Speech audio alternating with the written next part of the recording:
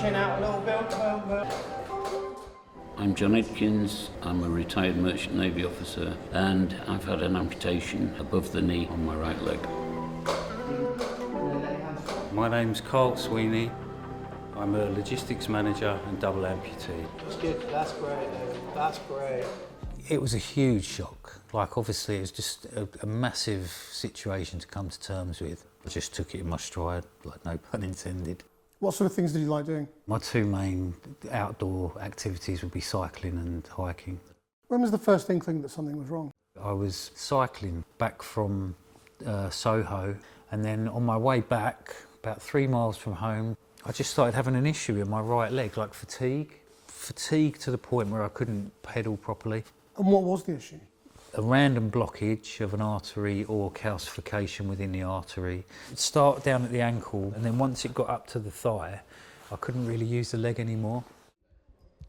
Like many people during COVID, Carl's treatment was often cancelled and delayed, but he did have an operation to improve his circulation. However, he faced complications and the problem spread. I think that's what caused the complication in my left leg, because I had no issues in the left leg at all before the stent procedure, and then I started having issues with my foot. It just got worse and worse and worse, and then it was just basically backwards and forwards to the hospital until they basically said, you need an amputation. They did this October last year, and then I started having issues with the right foot. Yeah, and it just deteriorated, and I had this one done summer just gone. Professor Thanos Ratsis is one of several leading NHS vascular experts who took part in this research, funded by healthcare company Abbott. It suggests that better interventions and improved NHS pathways could not only save limbs, but could save the health service over £8 million. There has been this idea that sometimes amputation might be more straightforward for the patient and it might be cheaper for the healthcare system and society. But we've shown that actually if you amputate someone's lower limb, then that has got a major impact both on the patient as well as society and the healthcare system. To what extent was lifestyle one of the causes? It was major with smoking and drinking, yeah. When did you realise that you were in trouble?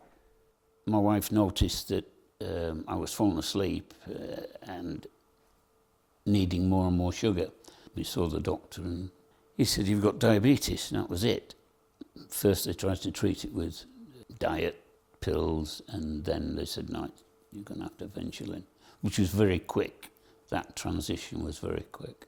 So you'd had type 1 diabetes undiagnosed? Undiagnosed, yeah, because nobody was looking for it. For how long? Since I was about 11 or 12, they said you had a problem back then. We don't know if it had been picked up, what the difference would have been, I don't know.